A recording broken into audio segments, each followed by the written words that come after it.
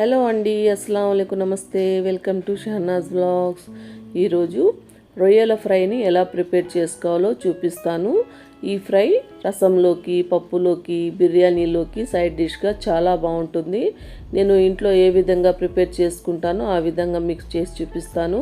మీరైతే తప్పకుండా ట్రై చేయండి. మరి ఈ రొయ్యల ఫ్రైని ఎలా ప్రిపేర్ చేసుకోవాలో చూసేద్దామా. ముందుగా ఇక్కడ నేను 1 kg రొయ్యల్ని తీసుకున్నాను. ఈ రొయ్యల పొట్టుని వలిచేసిన తర్వాత 700 grams ఉన్నాయి. రొయ్యల్ని వాష్ చేసే ముందు ఈ రొయ్యల పైన ఒక నరంలాగా నల్ల పార్ట్ ఉంటుందండి. ఆ పార్ట్ని తీసేసి అప్పుడు మనము రొయ్యల్ని వాష్ చేసుకోవాలి. అలానే పెట్టి మనం వండుకున్నాం అనుకోండి, నీసు వాసనగా ఉంటుంది. అందుకని ఆ నరాన్ని తీసేసి అప్పుడు ఉప్పు, పసుపు లేకపోతే నిమ్మరసం వేసి నీట్గా వాష్ చేసి పక్కన పెట్టుకోవాలి. ఇప్పుడు ఇందులోకి 1/2 teaspoon పసుపు, 1 tablespoon మిర్చి పౌడర్, మీ స్పైసీనెస్ని బట్టి వేసుకోండి, 2 స్పూన్లైనా వేసుకోవచ్చు. తర్వాత 1 teaspoon salt, 1 teaspoon pepper powder, 1 tablespoon అల్లం వెల్లుల్లి పేస్ట్ వేసుకోవాలి. వేసుకొని ఈ ఉప్పు, కారం, పసుపు, అల్లం వెల్లుల్లి పేస్ట్ ఈ రొయ్యలకి బాగా పట్టేలా ఈ విధంగా కలుపుకోవాలి. ఇలా కలిపేటప్పుడే కొద్దిగా ఫుడ్ కలర్ని యాడ్ చేస్తున్నాను. ఈ ఫుడ్ కలర్ అన్నది పూర్తిగా ఆప్షనల్ అండి. మీకు కావాలంటే వేసుకోండి, లేకపోతే స్కిప్ చేసేయవచ్చు. చూడండి, ఈ విధంగా ఉప్పు, కారం, పసుపు రొయ్యలకి బాగా పట్టేలా కలుపుకోవాలి. ఇప్పుడు ఇందులోకి 1 tablespoon కార్న్ఫ్లోర్, 1 tablespoon మైదా, 2 రెమ్మల కరివేపాకు ఈ విధంగా సన్నగా తరిగి వేసుకోవాలి. కరివేపాకు మటుకు కొద్దిగా ఎక్కువే వేసుకోండి. కరివేపాకు ఫ్లేవర్ రొయ్యల్లో చాలా బాగుంటుంది. ఇప్పుడు ఈ మైదా, కార్న్ఫ్లోరు ఈ రొయ్యలకి బాగా పట్టేలా కలుపుకోవాలి. నీళ్లు అస్సలు వేయొద్దండి. ఈ రొయ్యల్లో తడికే ఈ పిండి బాగా కలిసిపోతుంది. చూడండి, ఈ విధంగా రొయ్యలకి బాగా పట్టేలా కలుపుకోవాలి.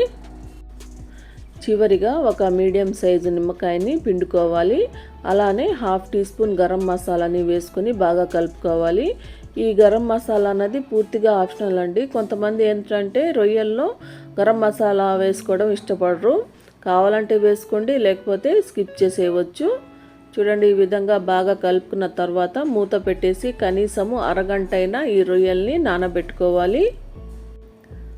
అరగంట తర్వాత రొయ్యలు అయితే పూర్తిగా నానిపోయాయి. ఇప్పుడు ఈ రొయ్యల్ని ఫ్రై చేసుకుందాము. ఇప్పుడు స్టవ్ వెలిగించుకొని ఒక కడాయిలో డీప్ ఫ్రైకి సరిపడే ఆయిల్ని వేసుకొని మనము మసాలా పట్టించిన రొయ్యల్ని ఇందులోకి వేసుకోవాలి. వేసుకొని మీడియం ఫ్లేమ్లో ఈ రొయ్యల్ని ఫ్రై చేసుకోవాలి. ఒక సైడు బాగా ఫ్రై అయిన తర్వాత ఈ రొయ్యల్ని రెండో సైడ్కి తిప్పుకోవాలి. ఫ్లేమ్ని అయితే మీడియం ఫ్లేమ్లోనే పెట్టుకోవాలి. రొయ్యలు రెండు వైపులా బాగా ఫ్రై అయిన తర్వాత వీటిని తీసేసి ప్లేట్లోకి తీసుకోవాలి. అలానే మిగిలిన రొయ్యల్ని కూడా ఈ విధంగానే ఫ్రై చేసుకోవాలి.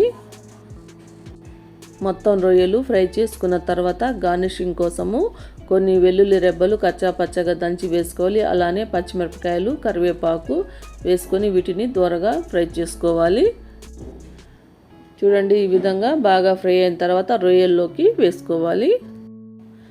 చూసారు కదండి రొయ్యల ఫ్రైని ఎలా ప్రిపేర్ చేసుకోవాలో. ఈ రొయ్యల ఫ్రై పప్పులోకి, రసంలోకి చాలా బాగుంటుందండి. మీరైతే తప్పకుండా ట్రై చేయండి. ట్రై చేసి మీకు ఎలా కుదిరిందో కామెంట్ సెక్షన్లో తెలపండి. ఈ వీడియో కనుక మీకు నచ్చినట్లయితే లైక్ చేయండి, షేర్ చేయండి. మరిన్ని టేస్టీ రెసిపీస్ కోసం నా ఛానల్ని సబ్స్క్రైబ్ చేసుకొని అలానే పక్కనే ఉన్న బెల్ ఐకాన్ని క్లిక్ చేయండి. Thank you.